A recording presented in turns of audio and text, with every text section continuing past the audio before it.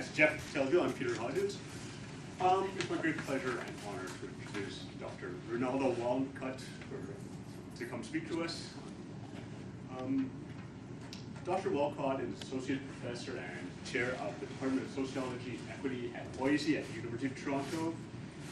I've been a big fan of his. I was telling him since the late 1990s, I guess your publishing career starts around 95-ish. Yeah, no, not that far though. And his work incisively and fearlessly explores the intersections of race, masculinity, nationalism, diasporic cultural flows, and the coloniality of power in contemporary Canada. He's the author of Black Like Who, Writing Black Canada. It's now in its second edition.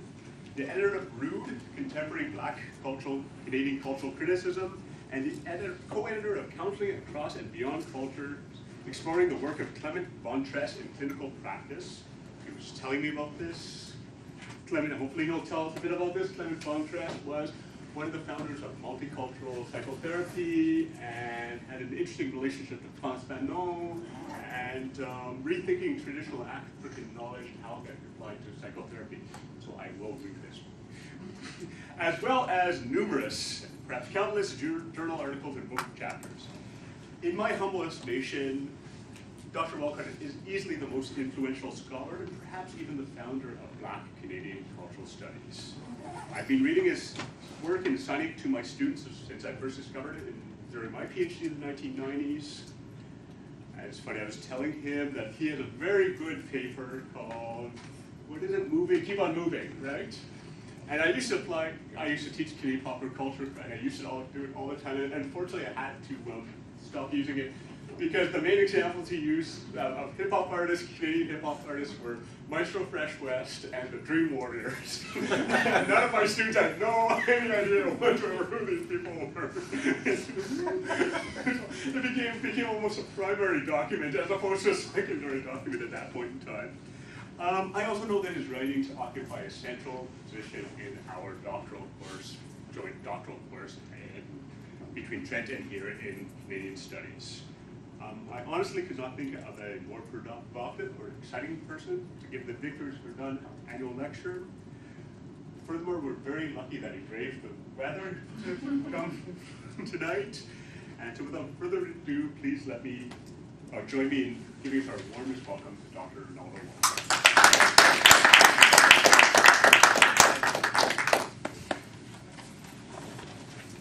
So thank you, Peter, for that warm welcome.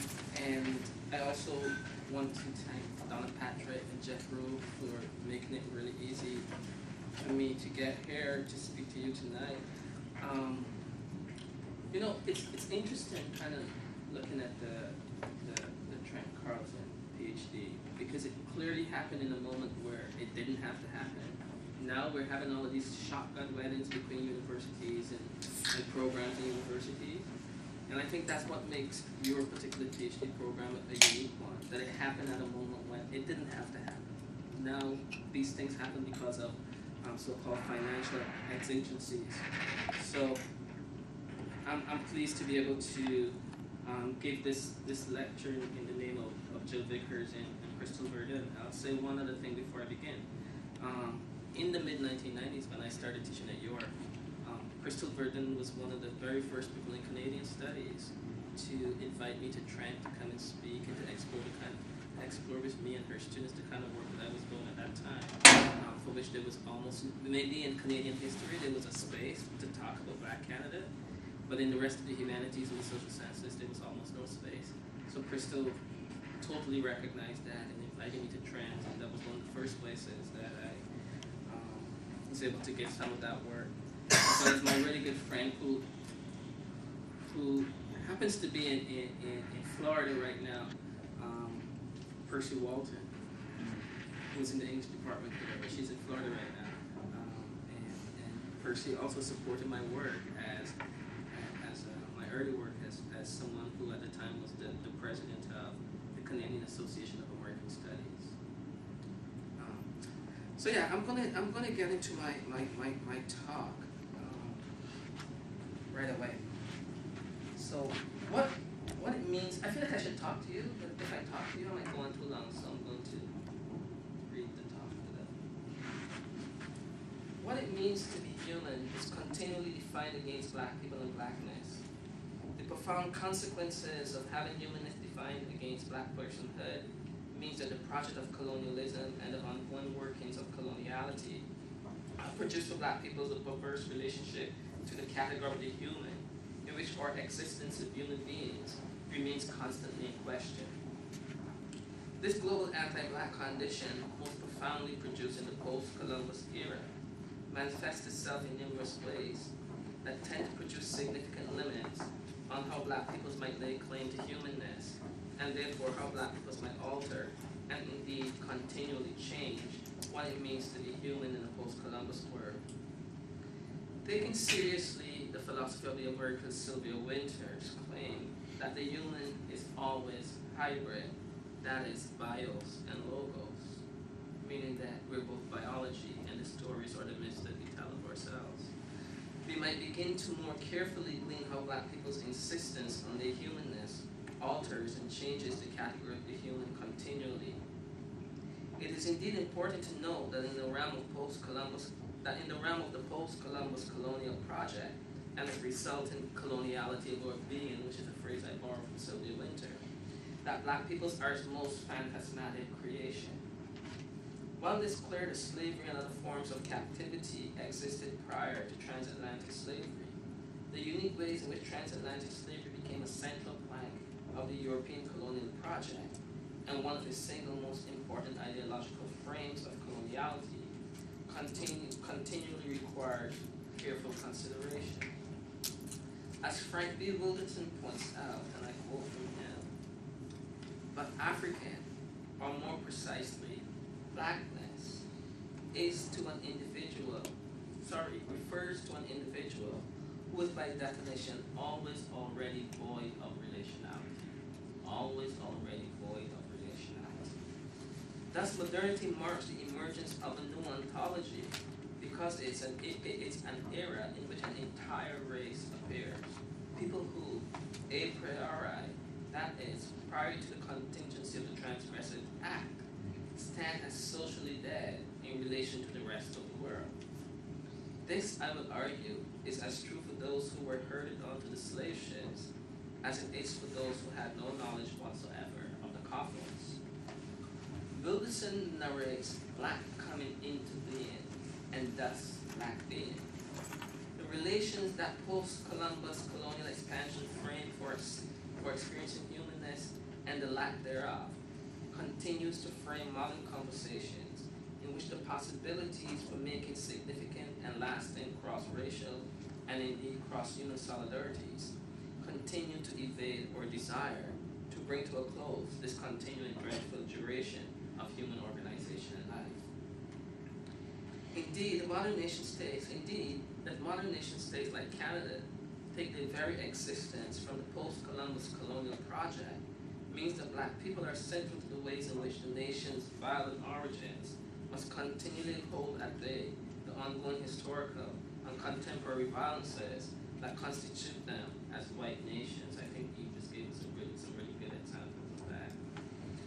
However, it is my contention that the technologies of post-Columbus colonial practices adapt and renew themselves in inventive ways, thus producing for us and we a global coloniality of which there is no outside for anyone. It is my further contention that Canadian studies, as presently constituted, is rooted in such forms of global coloniality. Given the above, black Canadians are acutely aware of their diasporic status, and thus a diasporic consciousness might be said to be a significant aspect of their formation. I would suggest that such diasporic cognition became foundational, in particular, in the 1960s and the 1970s. And significantly, such a consciousness and sensibility means that black Canadians are accorded little or no space in Canadian studies. What is particularly important to know is how ideas of multiculturalism foreclose a different kind of conversation of this period. The lack of sustained study of black Canadian activism in the 60s and 70s is part of a larger dynamic that helps to render blackness in Canada either absent or only a recent phenomenon. Therefore, the ultimate argument of this paper or this talk is that the 60s and the 70s offer us a vantage point to look backwards into the archive and forwards into our contemporary moment concerning the place of Black Canadians in Canadian studies. In 1972, Odimamba Kwamdala, formerly J. Ashton Graphic, published his book, Niggers, This is Canada, a polemic intent on demonstrating how the very same terms and conditions which organized U.S. racism were operable in Canada. Kwamdala's book caused a small sensation in the Black community, and it was even reviewed in the then Toronto Globe and Mail.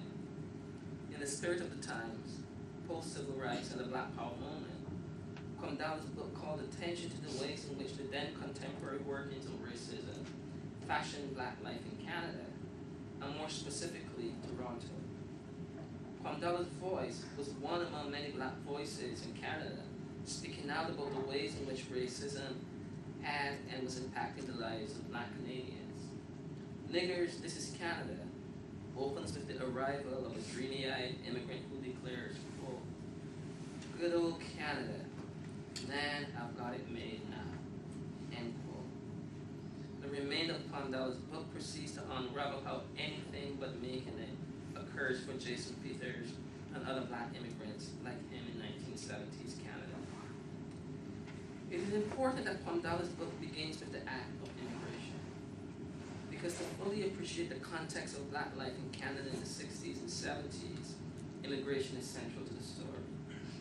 Its politics and its legislation plays an important role. Thus, to make full sense of Kwamdala's intervention, we must return to the late 1950s and the early 1960s and the struggle to open up Canada's immigration policy. From the turn of the 20th century well into mid-century, Canada's immigration system was one of whites only, or what Black activists call the Jim Crow Iron Curtain. Despite many immigrants of color desiring to immigrate from former British and still existing British colonies, some having already done so, Canada's policy of requiring British citizenship was written to explicitly exclude those who were non-white holders of it. For Blacks in Canada, challenging such regulation became a rallying cry and an important element of organizing and flexing their citizenship rights in a world heavily engaged in post-war civil rights struggles and anti-colonial movements. Black Canadians saw challenging racist immigration legislation as central to ending Jim Crow Canadian style. Both Stanley Grizzle's My Name's Not George, the story of the brotherhood of sleeping car porters in Canada, of which I take part of my title, and Bromley Armstrong in Bromley, tireless champion of just causes, point to immigration organizing and its success in the 1960s as opening new possibilities for Black Canadian life.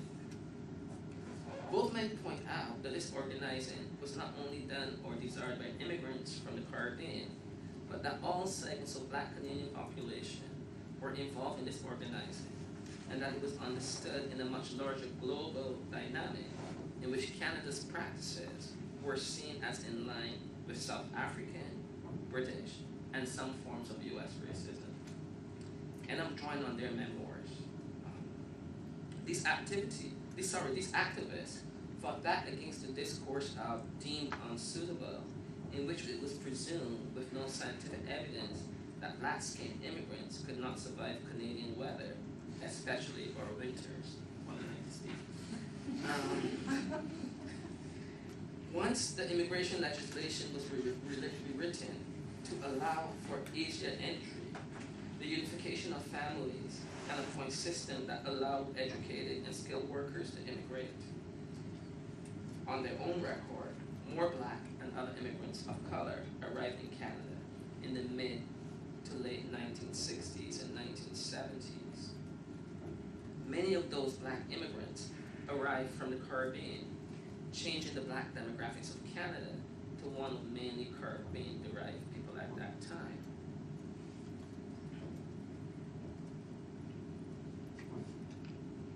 With the increase in numbers of Caribbean blacks to Canada, all of the various movements and struggles for self-determination, national independence, and civil rights found a larger movement audience. It is critical to note that the 60s and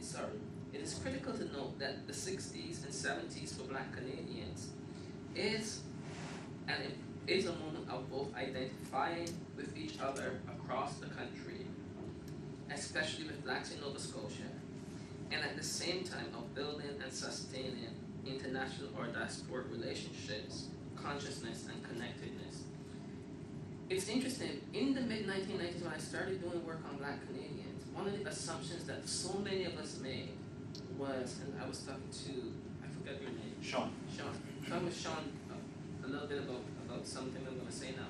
So many of us had made the assumption that in the moment of the 60s and 70s arrival of many black Caribbean immigrants, that there were very few relations, for instance, between them and longer-standing black Canadians, so those in Nova Scotia and so on and so forth.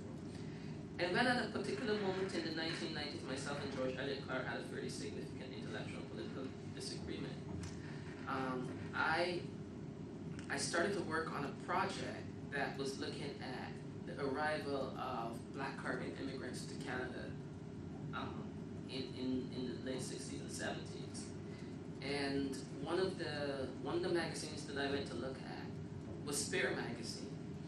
And in the issues of Spare magazine that I found in the Metro Reference Library in Toronto, totally blew that idea that there was no contact away. People like Carrie Best in Nova Scotia was writing in Spare. People like Dion Brand were writing in Spare. Harry Best was giving reports in Spare on what was happening around the housing, the discrimination in the housing movement in Nova Scotia and so on. So in fact, there was, and once I began to talk to people, there was in fact a tremendous amount of correspondence and community building. And George himself, years later, tells the story of how he comes into his own political self by coming to one of the early Pan-African conferences in Toronto, where he met Dion Brand and people like that and so on and so forth. So it kind of blew open this notion that somehow, and then there's a much longer history, but I just want to say that as an intertext here.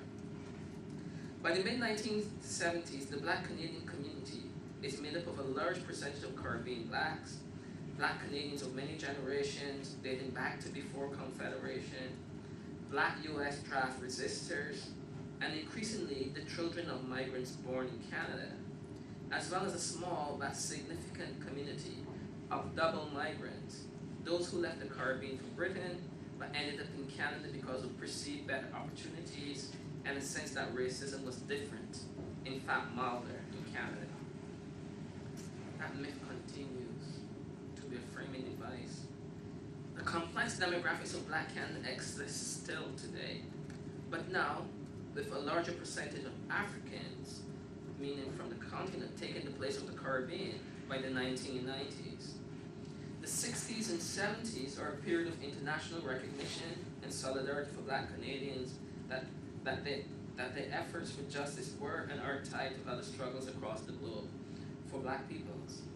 The Civil Rights Movement and Black Power movement in the US held particular sway for blacks in Canada, but Caribbean independence movements were also important to them too. Dion Brand, in her elegant rendering of the period, writes in the essay Bathurst, Dion Brand, her elegant rendering of the period, writes in the essay Bathurst, plots black life and political movements in the 1970s as centered around a specifically marked community, that of Bathurst Street in Toronto. She writes, and I quote, "In 1972, it was busy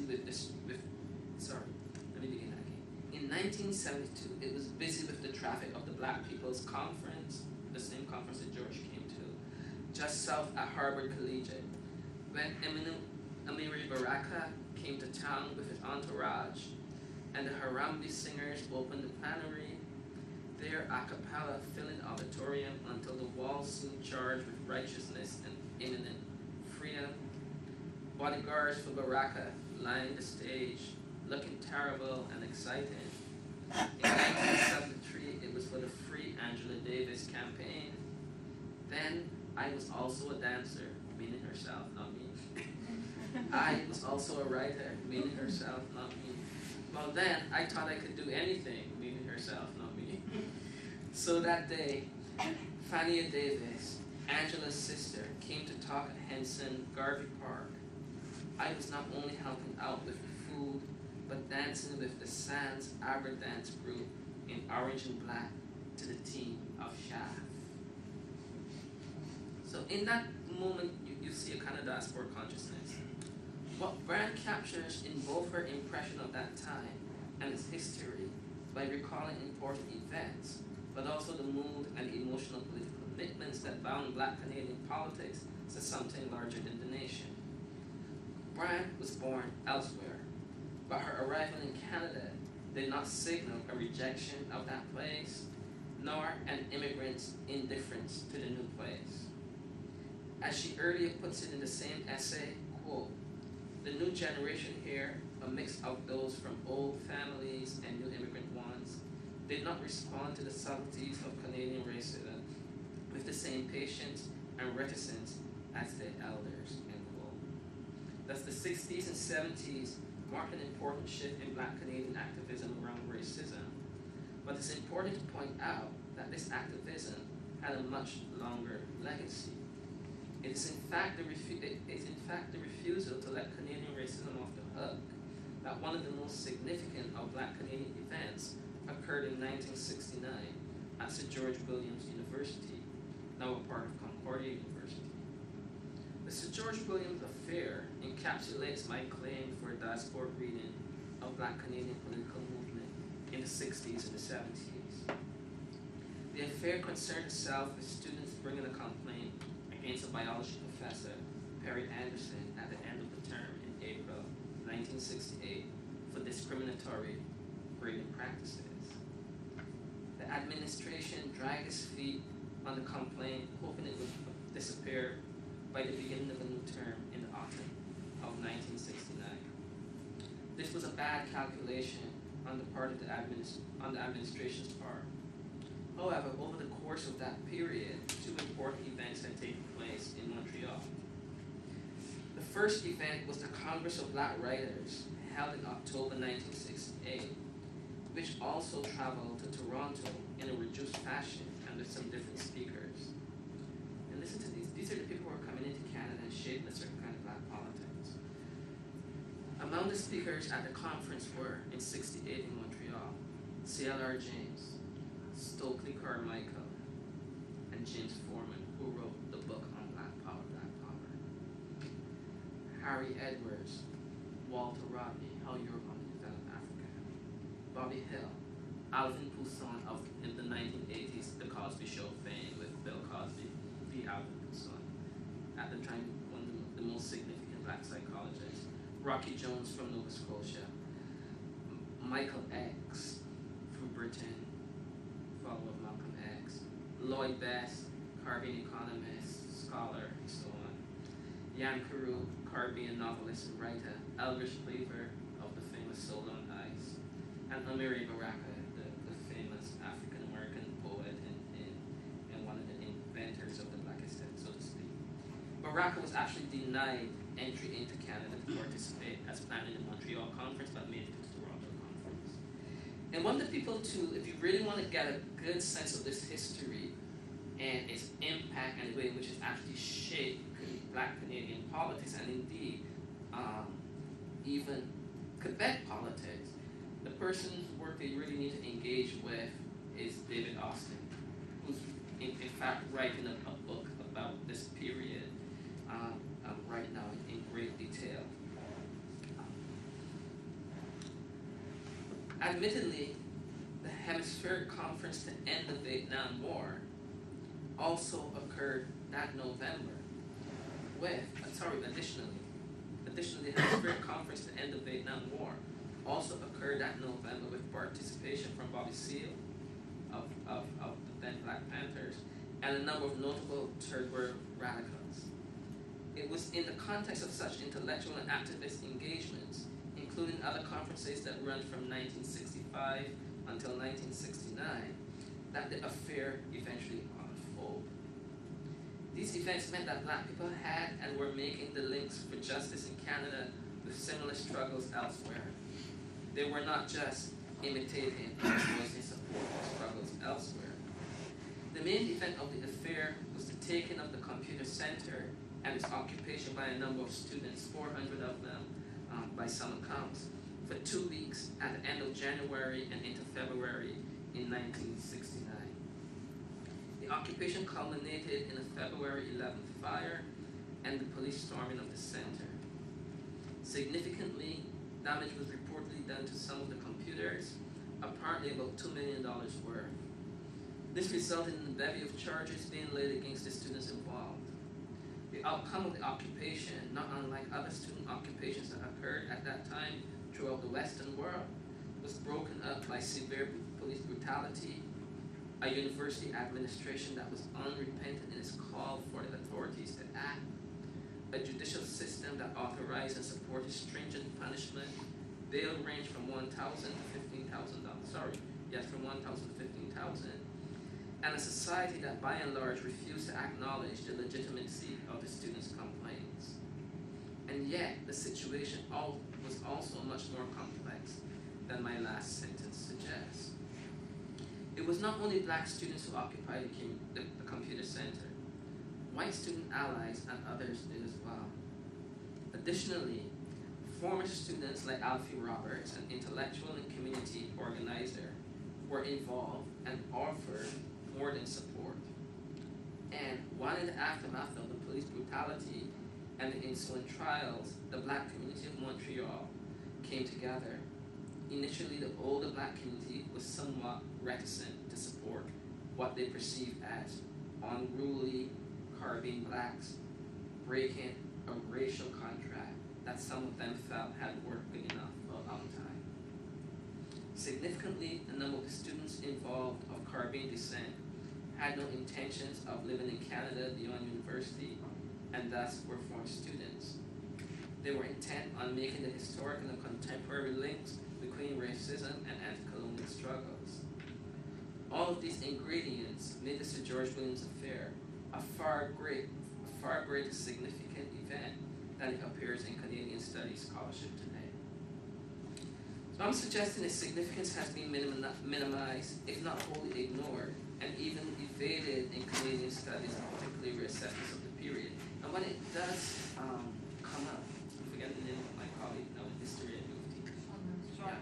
When it does come up, it comes up in the context of 60s movements, not in the context of thinking about how we might rethink the Canadian state and rethink Canadianness in very particular ways. So even Sean's really fantastic work, I think, in some ways holds back anyhow. Of the students involved in the affair, 2 were eventually deported to the Caribbean, and a third became a politician in Canada and now sits in the Senate, that deracinated place. Senator Anne Cools, who today sits as a conservative, but began as a liberal, shifted her political allegiance when she became particularly active around the Fathers' Rights movement in Canada in the 1990s. Roosevelt Rosie Douglas, who was deported to the Dominica after the affair, eventually became the Prime Minister in Dominica in 2000, where he served for 8 months until his sudden death.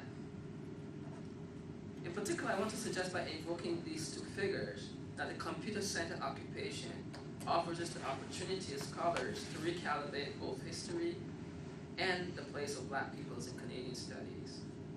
As Alfie Roberts suggests about the Black conferences and congresses held in Montreal in the 60s and the flare-up of the computer center affair, and I quote, "I think it would be useful to say at this point that all of these congresses could be considered as a Black complement to the ongoing Quebecois quiet revolution," end quote. The significance of these events can be tracked in what at the time might have been considered Canada's most radical Black newspaper contrast. The paper ran continuous stories on police brutality of black people across Canada in the 60s and 70s, and mobilized black supporters of the students during and in the aftermath of the police invasion.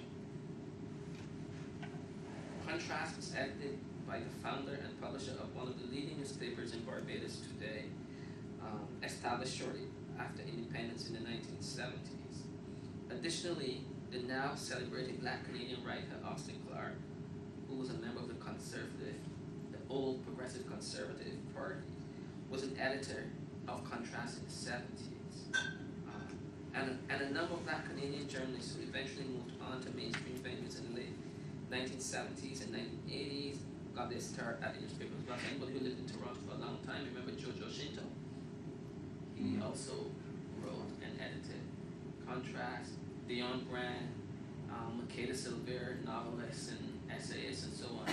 They all reported for Contrast at various points in the 1970s. So you had these institutions that were also giving people the opportunity to engage in a range of cultural practices and forms. In fact, if you read Spear magazine in the 60s and 70s, you're going to come across a whole series of interviews by a very young and intellectually excited Dion Brand, interviewing a range of artists, from theater artists to dance artists. So even the notion that people like myself, by the early 1990s, are saying like, where's black art in Canada, and we're becoming, there was this brief moment where it was like this burgeoning of black art and black theater and dance and so on. And you go back to things like Spear, you see the reviews and so on. A lot of those people actually, much like the ex-African American enslaved after the Civil War, they left Canada after the 70s, after 75, which is also very interesting. Mandela moved to the US, felt that he could live with the racism there much better than people in Canada. What I'm suggesting is that the Sir George Williams Affair is more than a nationally bound event, but even its extra-national qualities, it holds much for scholarship in Canadian studies as the 60s and 70s uprisings become, and rightly so, canonized as initiating a new and more hopeful promise of human life, even if contemporary neoliberal forces have now achieved an abortion of many of those hopes. I'm further suggesting that part of the task of Canadian studies as a cross-disciplinary, interdisciplinary field is to engage these black histories not merely as black, but as centrally contributing to the formation of modern nation-state of Canada. Failure to do so, on our part, places both black people and black people's relationship with the university in a precarious position. By this I mean that the university would continue to exist as at least one disciplinary force, among others, for black Canadians. So Canadian studies is largely a university right, so that's the point I'm making there. Two other events play a significant role in the argument that I'm tempted to make: the destruction of Africville and the gift of Carleton. The destruction of Africville, Nova Scotia, one of Canada's oldest black communities, was finally and permanently razed to the ground in 1969. The demolition had begun at least 2 years prior, when urban planners from the University of Toronto submitted a report to the City Council justifying the Council's desires to raise the community. Africville was indeed in bad shape, but Africville was also a close-knit community of many generations, which had been deliberately neglected by the City of Halifax, and for which the city had developed a newfound appetite for its land. I will not go into all of the details of Afric demolition. I think most of the people know them, but I do want to stress a few points. One, when Africville was demolished, a significant number of its residents moved down the eastern seaboard to the US. So this ongoing history of black folk, when things get rough, actually finding the US to be of more comfort than Canada is something that Canadian studies has to seriously think about. And two, many other residents were relocated to social housing, which has now emerged as one of Halifax's most notorious ghettos, Uniacke Square. Three, the people in Africville owned their homes and took great pride in that knowledge. Four, the state outright refused to invest in urban renewal in Africville, in spite of residents' calls to do so over many years. We actually see this kind of historical thing happening again in the city of Toronto, when the city of Toronto refuses to invest in the housing projects where 65% of the residents are single parent black women with their children. These things will return. Okay. The university's implication in the violence of Africville and the struggle by the still living residents of Africville, their descendants, and those of us interested in the relationship between knowledge and violence finds it difficult to contemplate the stories and instances like Africville to occupy the space of the special effect in Canadian studies. By that I mean we repeatedly tell these stories again and again, making little or no impact on the normative story that Condela's immigrant voices on its arrival, good old Canada. 2 years prior, in Canada's centennial year, some of those same immigrants organized to give Canada the gift of Carleton. Carleton was possible as a gift if seen within the context of Black global struggles and Black self-assertiveness in the face of both the anti-colonial movement, especially in this case from the Caribbean, and the shift to the civil rights movement from the language of integration to one of cultural autonomy as in Black power. Stressing the global connections of these actions, it is important to note that around this time, Caribbean-derived carnivals are founded in Britain as well as the US. The crucial moment here is that shortly after the gift is given and fairly well received, the festival quickly plunged into troubles, all of which come to be associated with a Blackness that is in some ways foreign to Canada. At the same time, over the now 40-year history of the festival, its economic contribution has been difficult to deny. One of the desired goals of the founders of Carleton was to establish a Black community cultural center. The dream has not yet materialized, and it's pretty clear now it will never materialize. The dismal fate of Carleton's desires, I think, encapsulates the historical trajectory I've been trying to plot here. The inability of the nation to reconcile its Black populations as instrumental to its own formation. Violence has been one of the main reasons that for almost 38 years, Carleton has struggled to be understood as a Canadian event. But I would re-signify violence and redirect it at the state for its inability to render Blackness a sustained element of Canadianness. From where I stand, Canadian studies is deeply implicated in such violences. The idea that Black people remain marginal in the formation of Canada as a modern nation state is one whose time should now be over. The end of George, the generic name given to Black speaking car porters, so to speak. They were all called George. But what is clear about the uprisings of the 60s and 70s in Canada is that while a series of doors were open for a range of different peoples, those same doors were being simultaneously shut for Black Canadians, both metaphorically and materially. The lack of any sustained studies or centers for the study of Black Canadian life means that the role of the university in perpetuating violence against Black people in multiple forms is crucial to understanding how Black people are placed and disciplined in Canada and its other national institutions. While the 60s and 70s provided a framework for renewed conversations on questions of race in the USA and for achieving national independence for others in the post-war period, in Canada a different tack was taken. In Canada, while the racial tension relinquished somewhat, what came into its place was a skillful selection of individual persons as representatives of the Black community in a newly reimagined multicultural Canada. These persons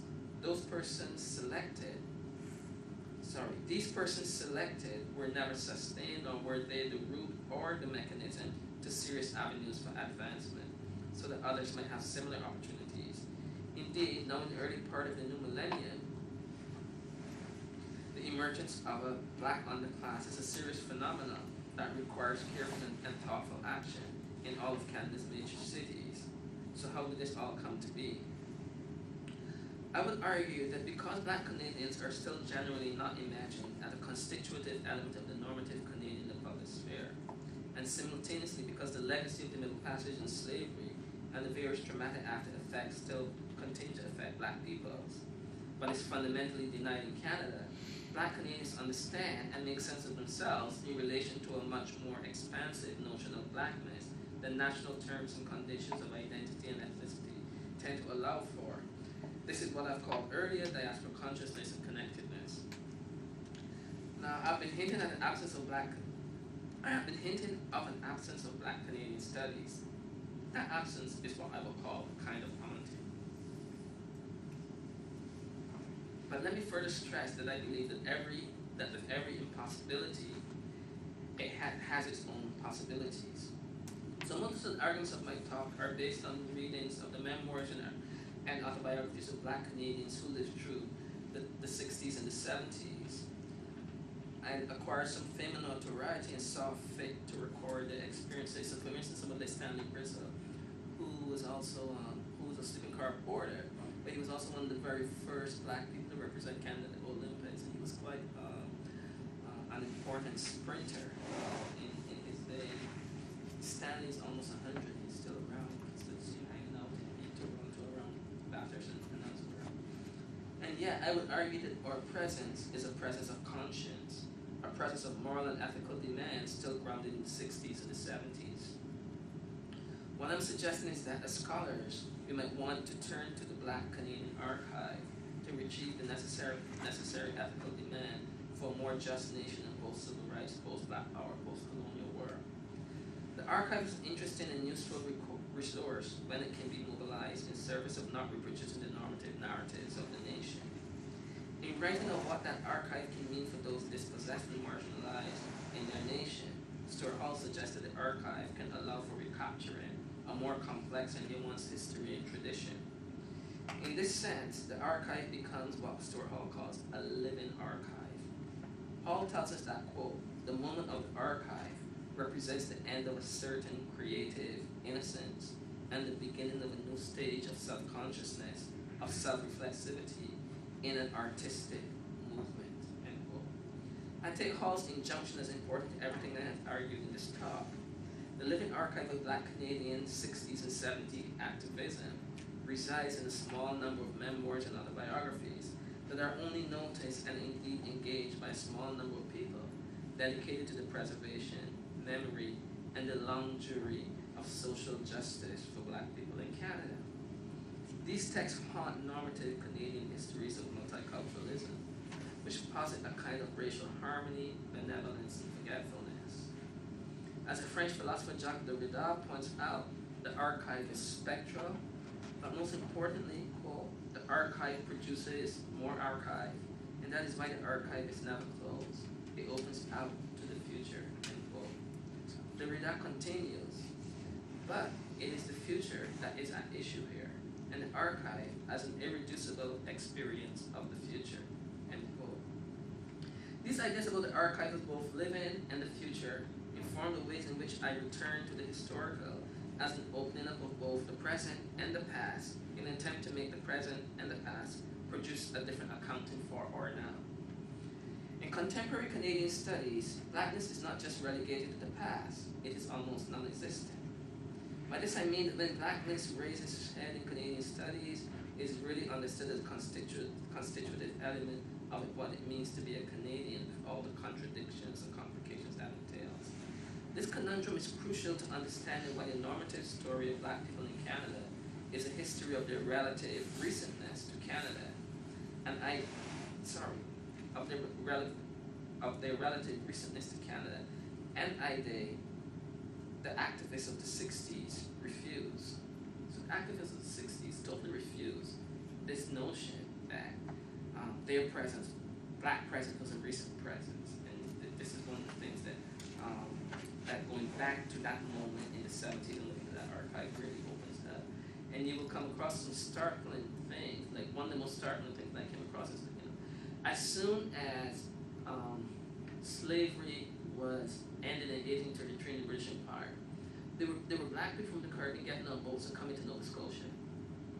So Black people actually had a really long migratory history of coming to Canada.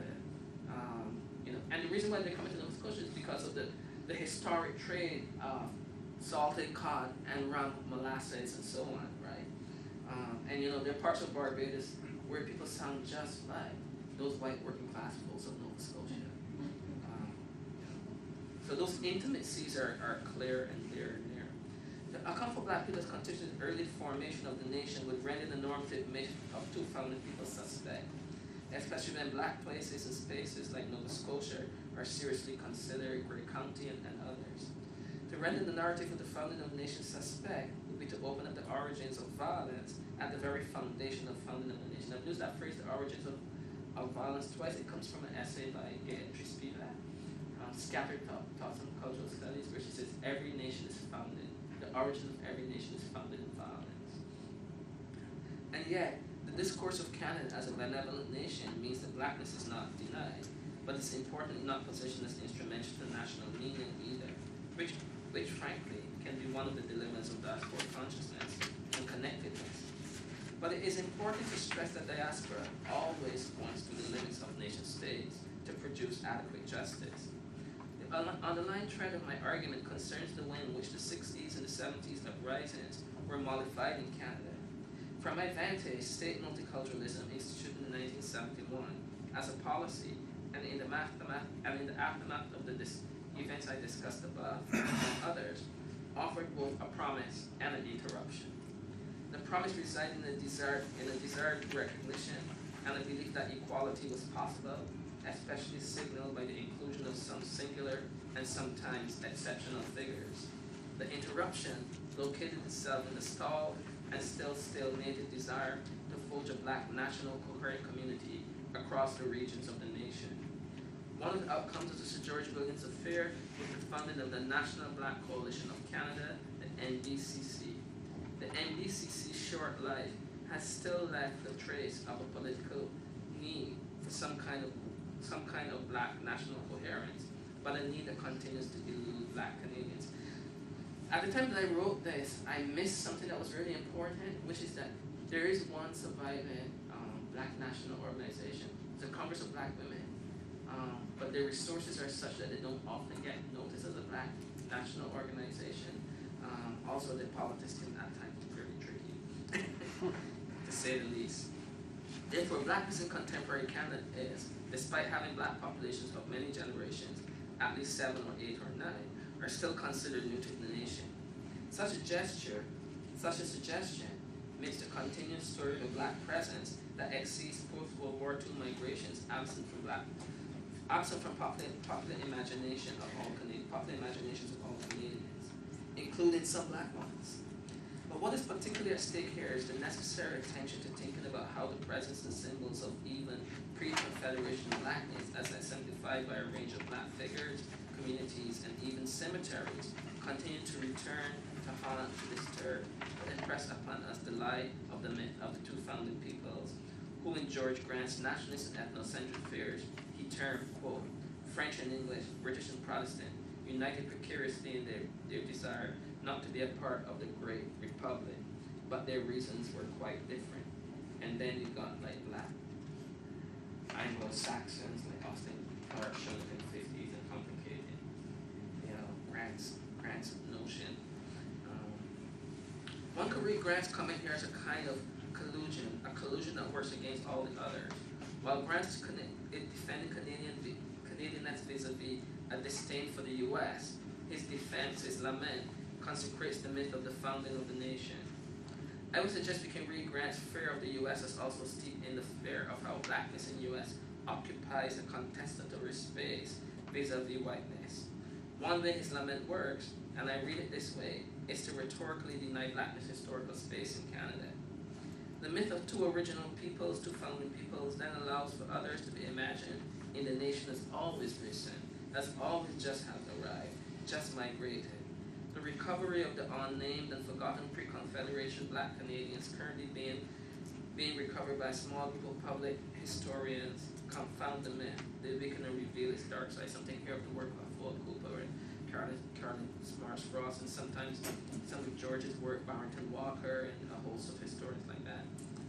But let me turn again to those considered recent. Many of them are largely of African, Caribbean descent, many of them born in Canada, and recently, more of them are directly from continental Africa.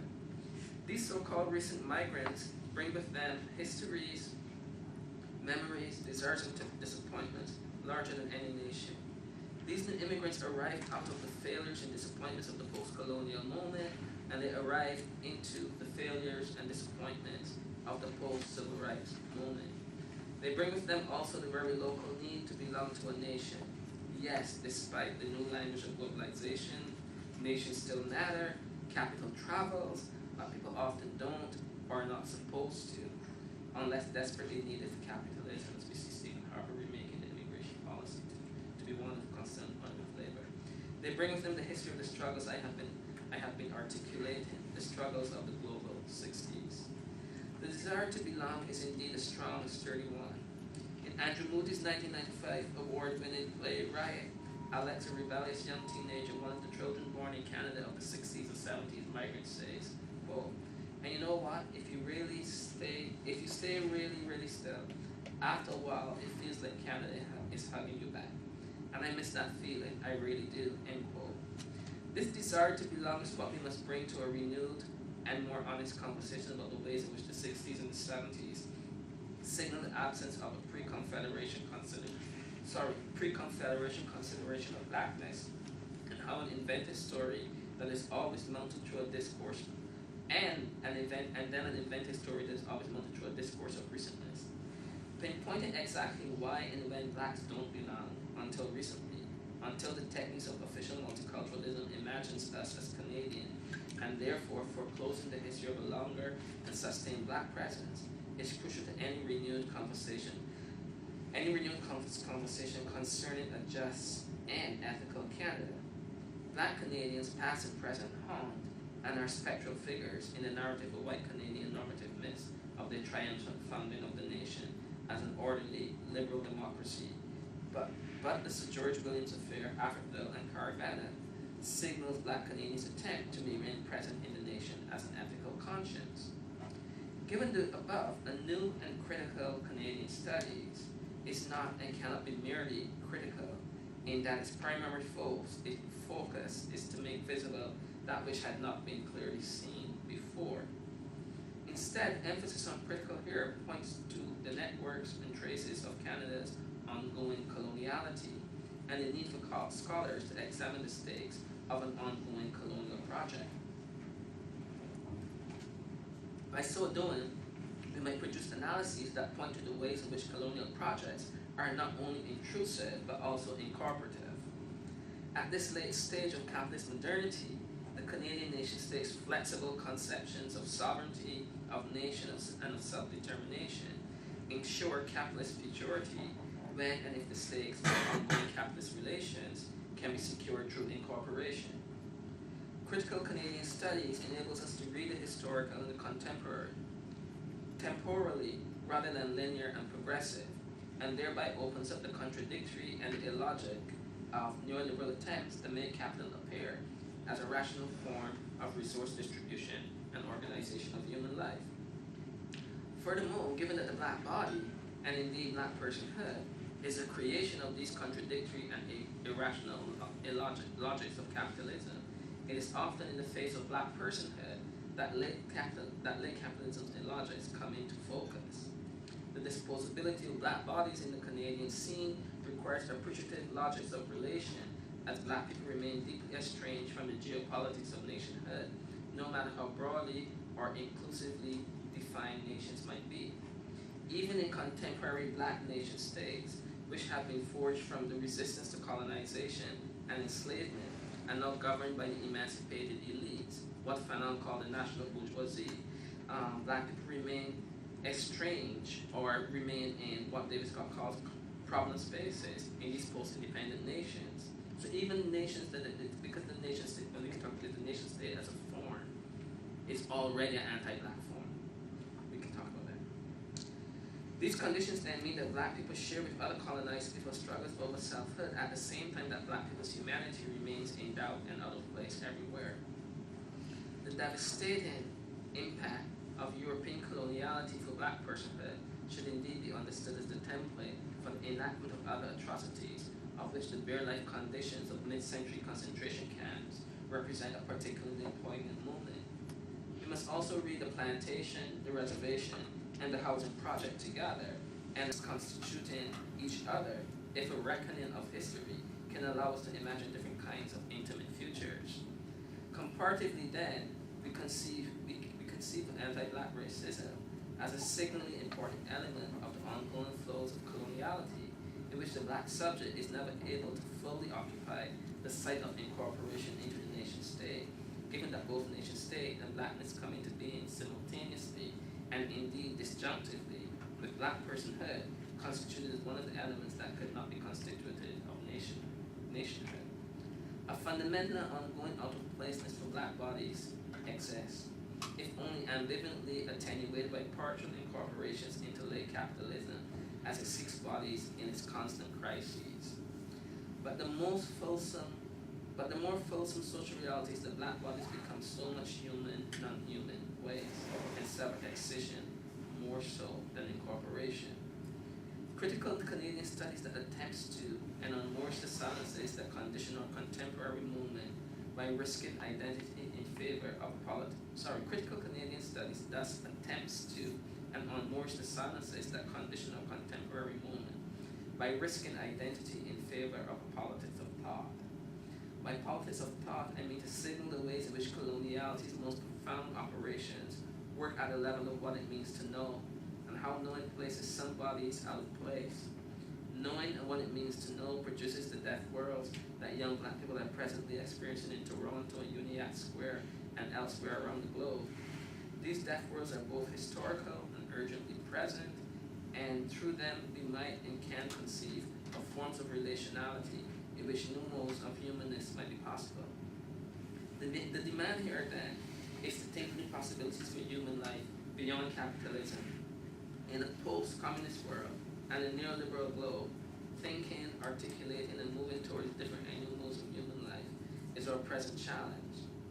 As a critical Canadian studies en masse, unearths, repositions, rereads, reworks, and remakes, it also works to produce new modes of relational logics and conditions in which the intimacies that European colonial expansion produced for us might be refashioned. Refashioning in this sense is a radical project of political urgency and agency in which an acknowledgement of the intervention of history produces new modes of living our present intimacies. These new modes call for moving beyond and maybe even against the romance stories of a linear and progressive liberation and liberalism, especially for those who have been formally colonized into the bounty of rights and freedoms. To refuse such a romance story is not to deny history, but rather to account for the ways in which history might offer us a better calculation of how to alter the human yet again in our time.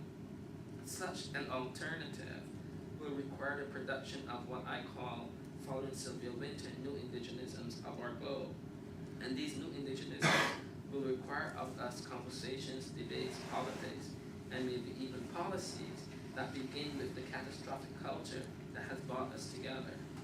But such a catastrophe also produces and continues to produce profound human possibilities, practices, and potentialities. If neoliberalism does anything, it is its attempt to interrupt human creativity and imagination.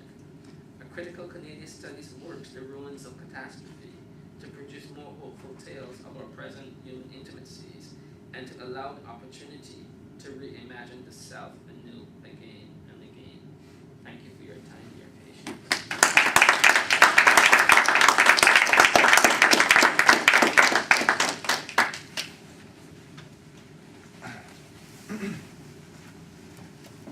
Well, I'd like to thank Professor Walcott for the wonderful lecture. And I want to turn the floor over for some questions. If anybody has my computer. Thank you very much. Interesting, a lot going on in my head right now. You covered a lot of bases. So let me tell this fascinating sort of 60s, 70s, especially late 60s moment of consolidation of sort of black consciousness, of sort of political consciousness and activity. And then that is also the same time in which sort of the Canadian studies movement, both as a cultural and political movement, gets created. And I'm thinking much of it takes on this character of lament, loss, fear of alienation, but also this anti-urban, anti-modern, anti-American kind of tendency in the Canadian studies movement. And I'm thinking, listening to your talk, perhaps that those languages were sort of cipher for the fear in some way of what was going on in Montreal and in Toronto at the same time. So we talk about Americans, but in some ways it's sort of there's the waspy, fear of the sort of rising sort of consciousness of self of the black sort of population in these cities. Do you have any sense of that? Yeah, I mean, I don't know if it's empirically true, empirically correct, but that's definitely my interpretive reading of George Grant's Lament for a Nation. Mm-hmm. That what's sitting behind that is the context, both the national context and the global context, in which it looks like, you know, the barbarians are headed for the doors, and obviously in Lament for a Nation, you know, the specter is the U.S., right? It's gonna gobble up Canada, but I think it's not just the specter of the U.S. that's gonna gobble up Canada. It's Black America, and it's the ways in which conversations across, in my own interest, Black Canada and Black America and the Black global are impacting this story. So, I mean, Eve could talk about the way in which Blackness raises itself and around language, especially for the Anglo-Caribbean Black person in the BNB, who you know, we might speak the motives of it, but the central question is that so many of us only speak English. So how does that get pulled out of a culture as a particular kind of language that marks whiteness in the Canadian context? So yeah, you're absolutely right, and that's part of what I'm trying to think through and diagnose in this piece. David Austin has tried to is looking at the ways in which both the kinds of conversations, because one of the things David Austin is doing in some of the research is looking at the correspondence and the relationship between Quebec nationalists and Black radicals in that period. So there's already evidence there to suggest particular kinds of connections, and obviously one of the major insights and critiques of Canadian multiculturalism and its announcement in that moment, many people argue, is to intervene into those kinds of politics. So definitely. Yeah. So can I ask Paul? So I don't know. Fanon seems to be a central figure in most of these movements, right? So the Quebec nationalist movement, Fanon's there. Obviously the sort of Black rights movement. But isn't there also there's a link to sort of the American Indian movement going on as well? Some of those things as well. Do you have a sense of that? I don't know that period all that well. So. There are definitely those links. In fact, one of the subtexts of some of the work that I'm doing now around specifically forms of anti-blackness is in some ways writing back to some of the more popular discourses around settler colonialism that are circulating in the Canadian, in particular the Canadian subparts of the U.S. Academy right now. As in some ways, so I'm speaking generally, but as in some ways betraying the kinds of philosophical utopic possibilities that were attempts that folks were trying to articulate in the 60s and 70s around various forms of solidarity and around what a neo-colonial, post-colonial world could really look like. So I haven't gone back, but I know glibly from reading, you know, the work of Howard Adams and so on about those connections. I have to do more work there to unearth the kind of historical moment of that. But in terms of the contemporary debates, you definitely see the ways in which some of these things run up against each other because of what I kind of suggest in the paper, because of this moment of neoliberalism's way of incorporative practices that can pull in some and exclude others in very particular kinds of ways. But yeah, definitely. Yeah. Richard? Your closing lines were interesting, and I was trying to think about how we actually engage in this process of kind of looking to history to look forward as instructors of Canadian studies, and because our students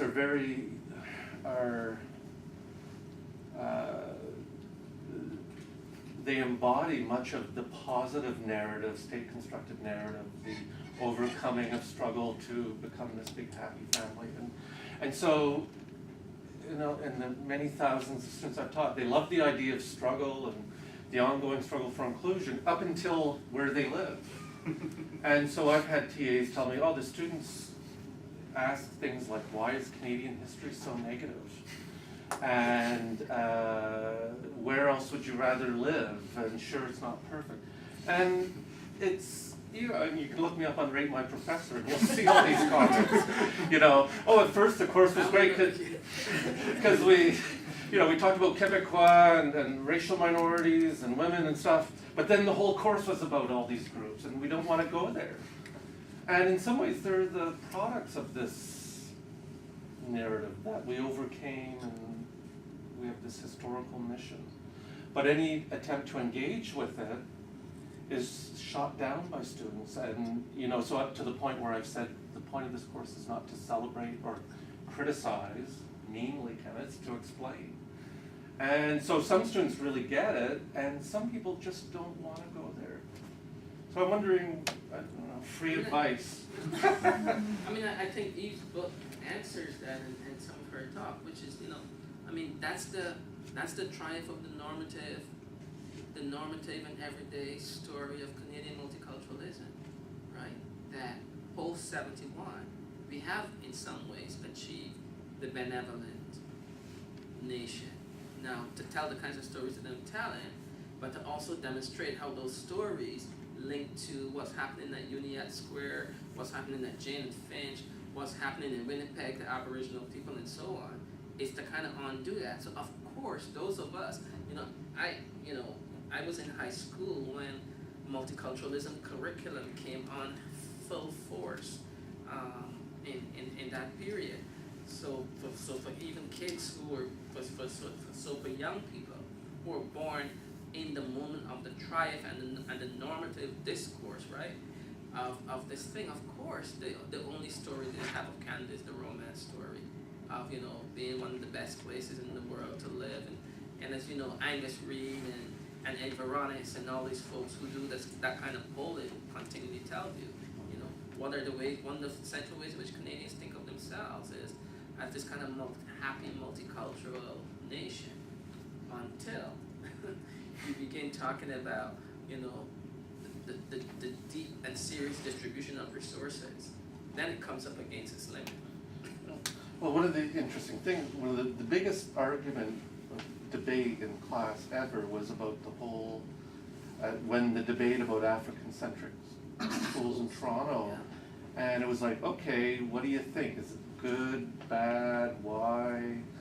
And the class was very heated, as you can imagine, very passionate, pretty split, and they were all arguing for or against because Canada was multicultural. So I thought there's the triumph of the narrative. Yeah, multicultural is a good in and of itself. Yeah. So we don't want the schools because we're multicultural, or we do want the schools because we're multicultural. It was amazing. Thank you for your presentation. I'm from Montreal, and I remember when the riot occurred at St. Cyr Mines.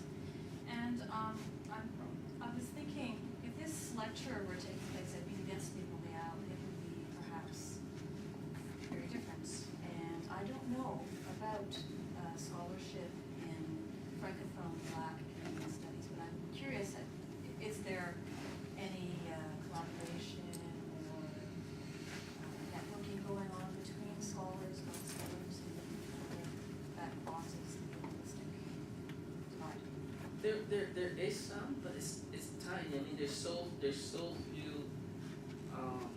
few folks working around these areas. So Dorothy Williams wouldn't describe herself as